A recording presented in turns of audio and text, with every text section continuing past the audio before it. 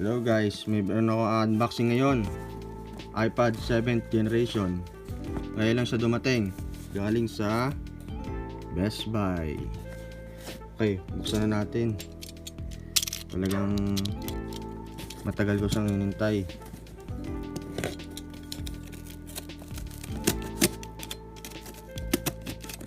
At the best daw bumili dito. Ingat sa paggamit ng cutter.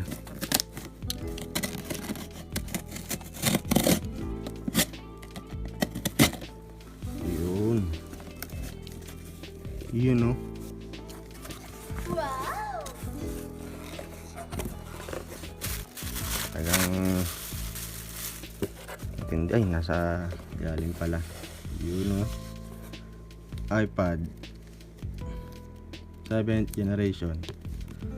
Ayan siya guys, 32 gig lang. Kasi ilang kaya. At naka-sale siya ngayon dito sa Best Buy. At saka sa Amazon. Ayan, buksan natin. Ganda oh. Oh. Ayan, buksan natin guys. Ang laman. Puro sure hindi to bato.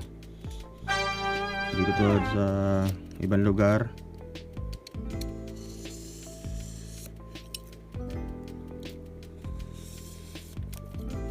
Yun know?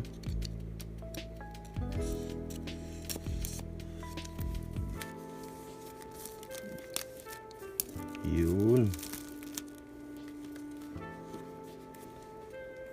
Tingnan natin kasi ito guys naka-sale. $329 siya. Naging $249. Save $80. Compare sa Philippines, nasa around 20k ito.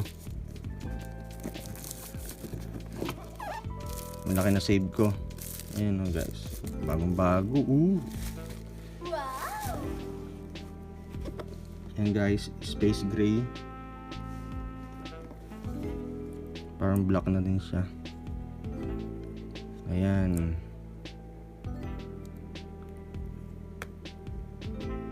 ...2019 model siya, pero sabi ng iba worth it daw siya ngayon hanggang 2020. Budget iPad siya. Ayan, tingnan natin yung nasa loob. Kasi tabi muna natin siya. Ito yung lighting cable niya. Ayan. Tapos ito yung documentation slip. Ayan. Mga warranty siguro to. Ayan, kung paano. Ano pa ba nasa loob? Siyempre hindi mawawala ang hindi matanggal sticker. You know? So yun lang. Pero ang kapal niya, no? Kala mo may laman pa sa loob. Wala na. Yun lang. Tapos itong charging brick niya. Yun, no? 12 watts. Makikita nyo guys. 12 watts USB power adapter.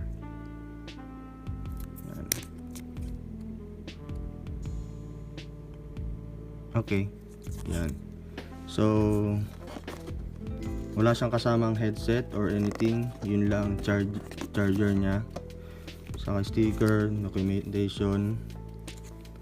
Tapos, ito, tingnan natin ang iPad. Ang laki niya, oh. 10.2 inches, guys. Ayan, oh. Bagong-bago. Yung space gray niya medyo parang black na din. Ayan o. Tingnan natin.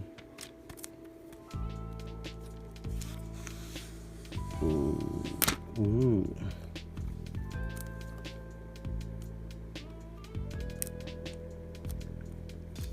Ang total price ito guys, nasa around $273 kasama na yung tax doon, compared dun sa ibang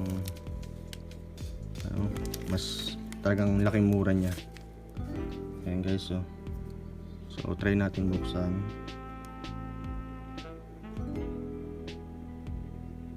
Ayan, nag-open na siya. Bagong bago, brand new na brand new.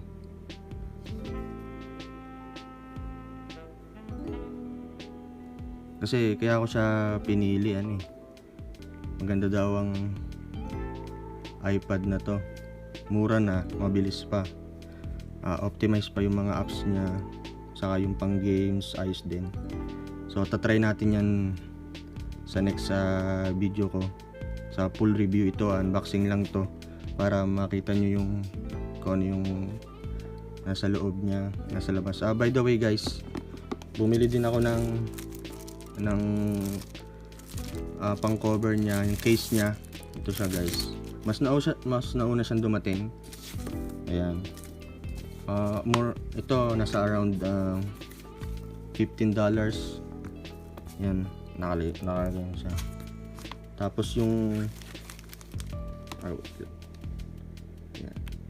Ito guys, saka itong screen protector niya.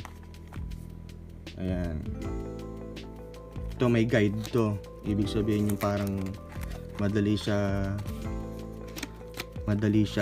ikabit, ilagay. May ganito siya sa gilid, ilalagay ko lang, tapos hindi ka na pantay na yung screen protector niya, di ba? Astig, di ba? Ayan, so yun lang yung mga accessories ko. Hindi na ako bumili ng keyboard niya, saka yung pen, hindi ko man na kailangan. So more on browsing ako sa games. Ayos na din ako sa 32 gig. Yan, ito bubuksan natin. Hello, yan. So ayan guys, na setup ko na yung itsura niya. Ito guys, itsura niya, ayos siya, ganda siya, malaki screen niya, okay na okay siya sa around 15k, less than 15k, okay na okay siya. Saka Apple pa, iPad. Yun guys, ganda. So yan, yung mga wala pa akong apps na na-install, yan pa lang siya, mga notes, laki pag magno-notes ka. Tapos yan,